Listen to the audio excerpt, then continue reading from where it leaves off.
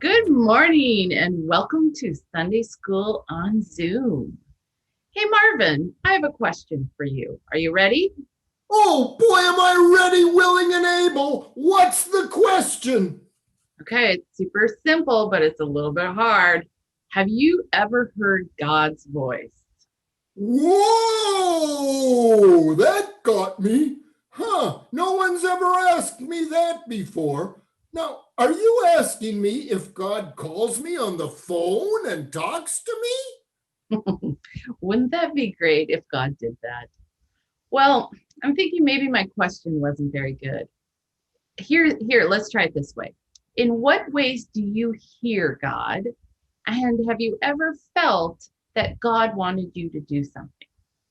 Oh, yeah, now I get it. Well, I think the last time I felt God wanted me to do something was the time you found me and asked me to help with the stories on Zoom. Boy, I was excited and happy, but I was also scared because I'm shy and I'd been in a box for many years. I wondered if I could do it or if people would make fun of me. So, you know what I did? I prayed about it and I thought about it and I got some courage that came to me. And I thought that was God talking to me. And I said, "You betcha, baby, I'm in. I'm going to do it." And then I'm so glad I did. It's 10 months later, and boy, a lot has happened. I've made so many new friends with all of you, and I feel really, I love the church. Well, Marvin, we are so glad that we found you. Me and all the kids are so grateful that you and George and Katie and Judy join us every Sunday to tell the stories. Well, in today's story, Jesus asked two people to do something with him. George, can you get us started? Hey, wait a minute. Before we do, I wanted to mention that I was really excited to hear today's story. Last week, we learned that Jesus was baptized and the heavens opened up, and for goodness sake, a dove came down and landed on Jesus. And then I was thinking, I wondered what Jesus did after he was baptized, as that was the beginning of his ministry. Hey, George, what happened to Jesus next? Well, that's right, Marvin. After Jesus' baptism, he went to spend some time alone in the desert. On his way back, he stopped in the town of Galilee. Jesus traveled on foot because they didn't have cars at that time.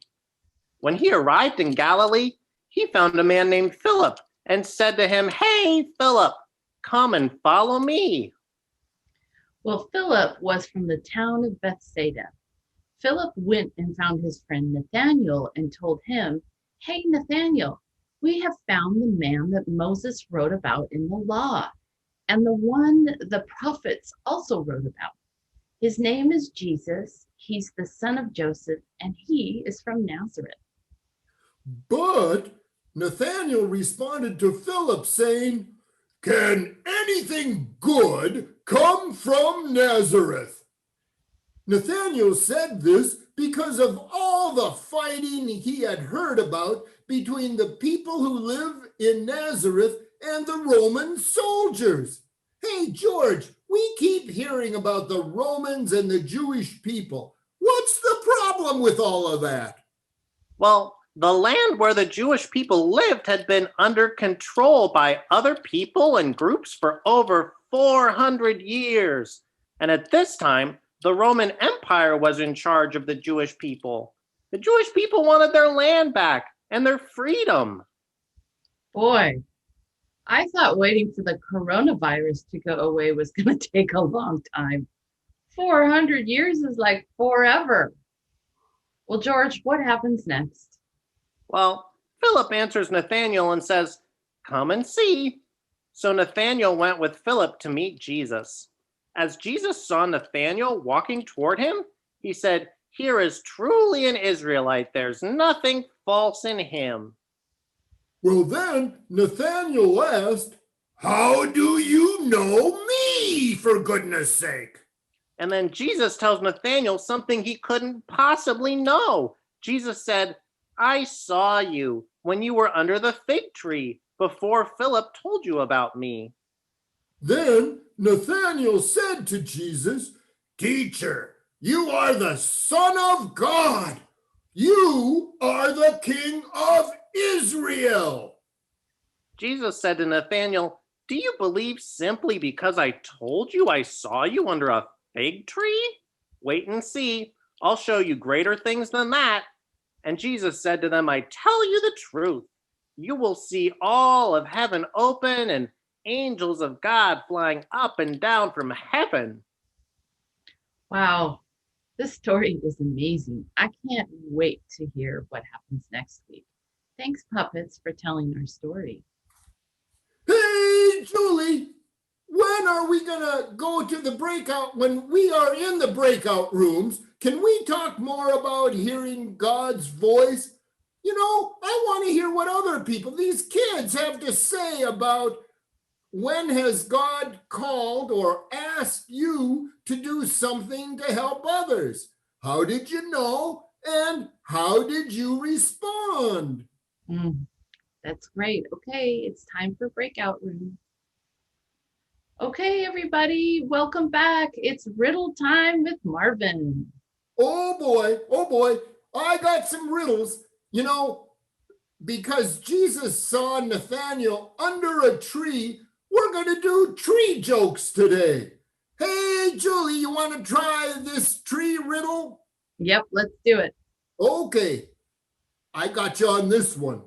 What is a tree's favorite drink? I can't wait to hear it. Well, it's root beer. Get it? Tree and root beer. Hey, Dan, I got another one. Great. Okay, why do trees hate riddles? Well, I don't know, Marvin. Why do trees hate riddles? Because it is too easy to get stumped. That's a good one, as usual, Marvin. Well, I got a knock-knock joke. Julie, I guess you're up next. Okay. Knock, knock. Who's there, Marvin? Leaf. Leaf who? Leave me alone. I have to go to Sunday school, Julie. Okay. Hey, guys, I think it's time we're going to pray with Pastor Dan. That's right. I love praying with everybody. So you know the way we do it. I'll say it first, and Marvin, you'll say it, and then we'll all repeat it, okay? Okay, let's go. Jesus, please help me to listen to you. Help my heart and mind to be quiet so I can hear you. Amen. Want to give it a try, Marvin? Prayer, but I must admit, it's a little hard for me to be quiet, but I'm going to say this prayer and learn to be a little quiet. Okay, because that's when you do hear Jesus. That's when I heard Jesus. Anyway, I'll go on. Jesus, please help me to listen to you. Help my heart and mind to be quiet so I can hear you. Amen. Nice work, Marvin. All right, now we'll all do it. Jesus, please help me to listen to you. Jesus, please help me to listen to you. Help my heart and mind. Help my heart and mind to be quiet. To be quiet. So I can hear you. So I can hear you. Amen. Amen. That's a good one. Thank you, Dan and Marvin. And I just want to remind all of you that we have comfort kits for home-centered people that you can sign up for.